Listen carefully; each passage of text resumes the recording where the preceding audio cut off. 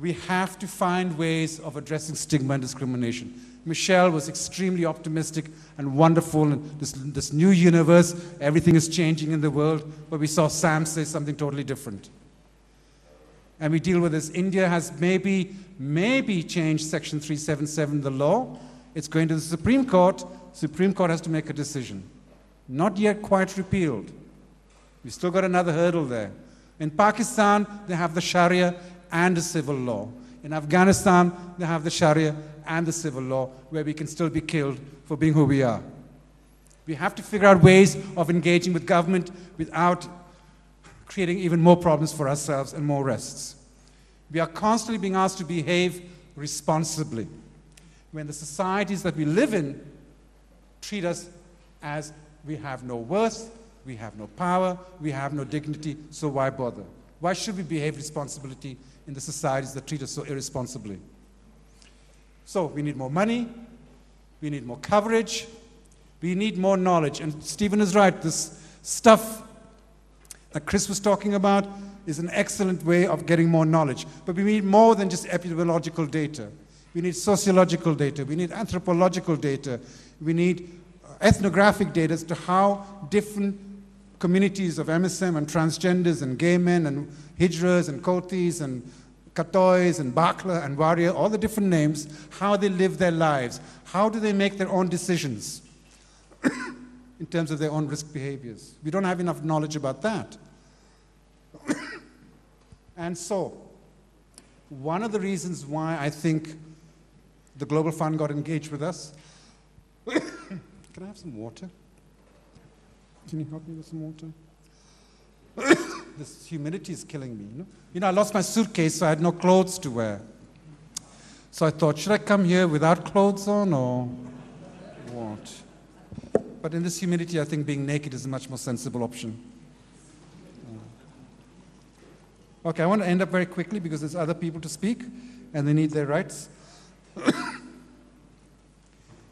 We formed coalitions.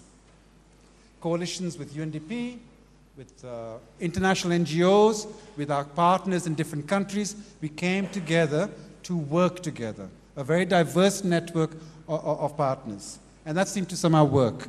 But we need to do it on a broader scale. We need to engage with family and reproductive health programs, with women's rights, with lesbian and gay rights, with government rights, with every police rights.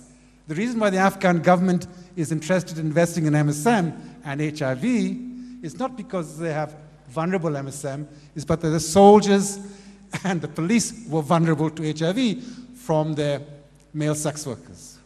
They didn't care about us, they cared about soldiers. The Global Forum is a very key institution in this because it brings together a wide variety of stakeholders, from you and me to folks like Stephen, Mandeep, and a lot of other institutions, so that we share a common platform.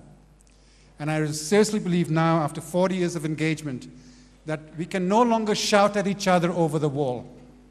You know, ACT UP days in Paris and New York and London, where we chained ourselves to railings and all out of this. How many of you remember chaining yourself to these railings back in the 80s?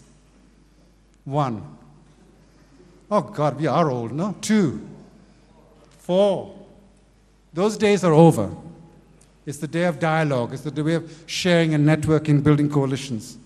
And the Global Forum and the Asia-Pacific Coalition and AmShare and ASICAL in Latin America, that's the way forward and where we can engage in multiple discussions with multiple stakeholders to come together and join hands in our common struggle, which is based on human rights for all.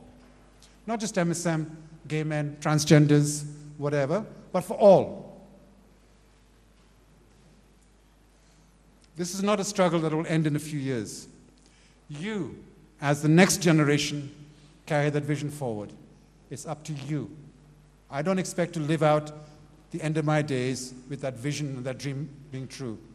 But I'm hoping that you, as you end your next generation's days, that vision is true. I leave that dream with you. Thank you very much.